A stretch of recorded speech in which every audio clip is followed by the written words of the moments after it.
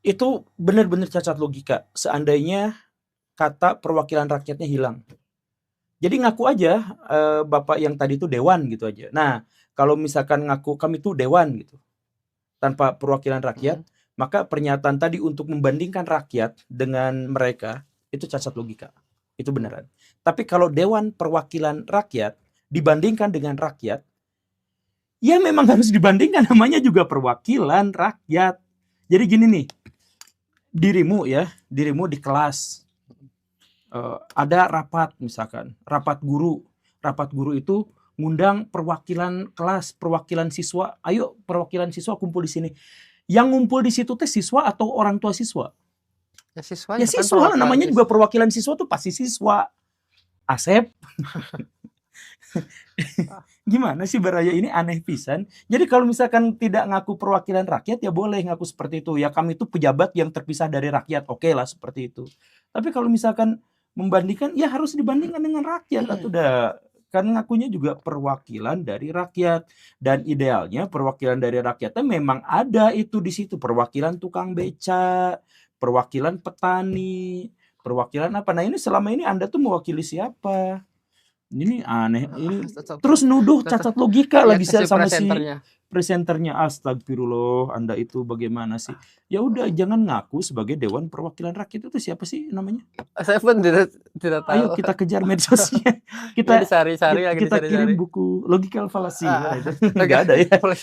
itu terlambat. Nah, Aduh ini aku oh iya ini logical fallacy ya, itu ah, soal cacat logika itu mohon Pak ini baca buku ini, karena beliau tuh ngaku perwakilan rakyat. Jadi dalam demokrasi itu sistemnya gini nih ya, Bapak-bapak, Ibu-ibu, dalam dalam sistem demokrasi ini logika demokrasi. Dalam logika demokrasi, setiap orang dalam satu dalam negara, warga negara itu memiliki kewenangan dan memiliki kesempatan untuk memimpin. Tapi tidak mungkin memimpin semuanya. Pemimpin tuh nggak mungkin banyakan, nggak mungkin seluruhnya banyakan gitu. Nah, jadi harus bagaimana?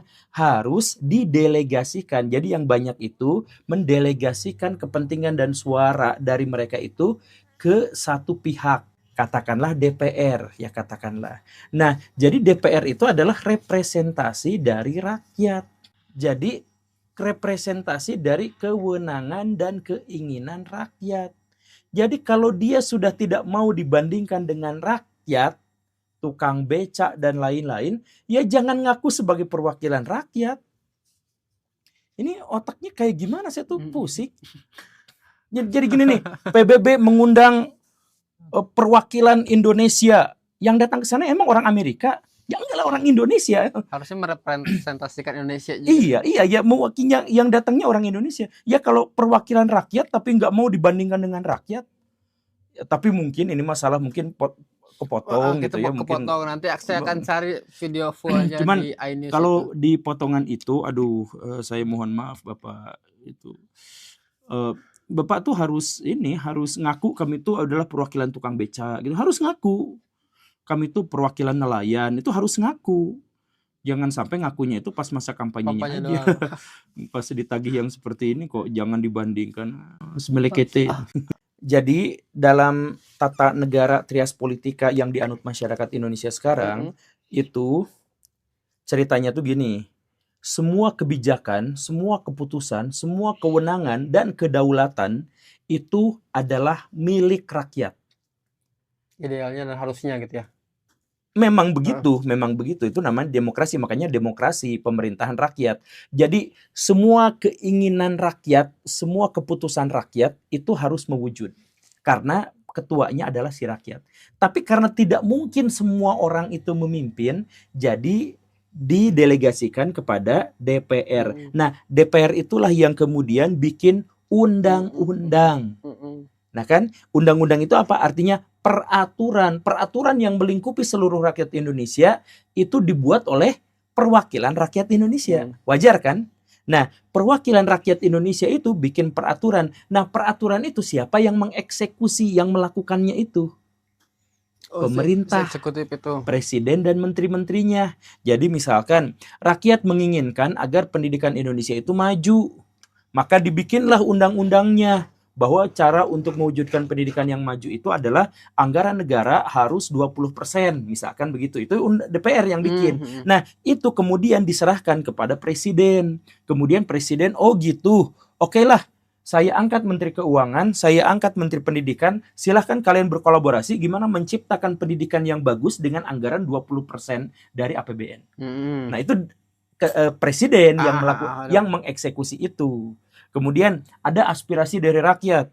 Rakyat ingin agar masyarakat Indonesia itu tidak ketergantungan pada impor beras. Itu aspirasinya, keinginannya.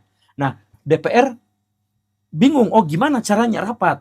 Akhirnya diwujudkanlah, ya sudah kalau gitu kita buka lahan 1 juta hektar di Kalimantan, misalkan ya, di Kalimantan. Nah, siapa yang melakukan itu?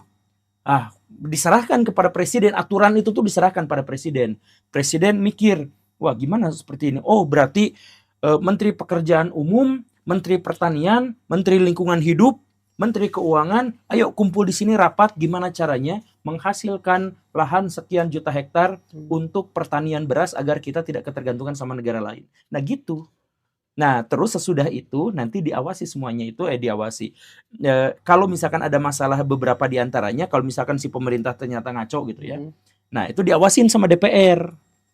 Diliatin, karena DPR juga harus mengawasi, karena rakyat tuh harus mengawasi. Kalau misalkan ada masalah apa-apa, nah nanti urusannya sama hukum. Nah, gitu.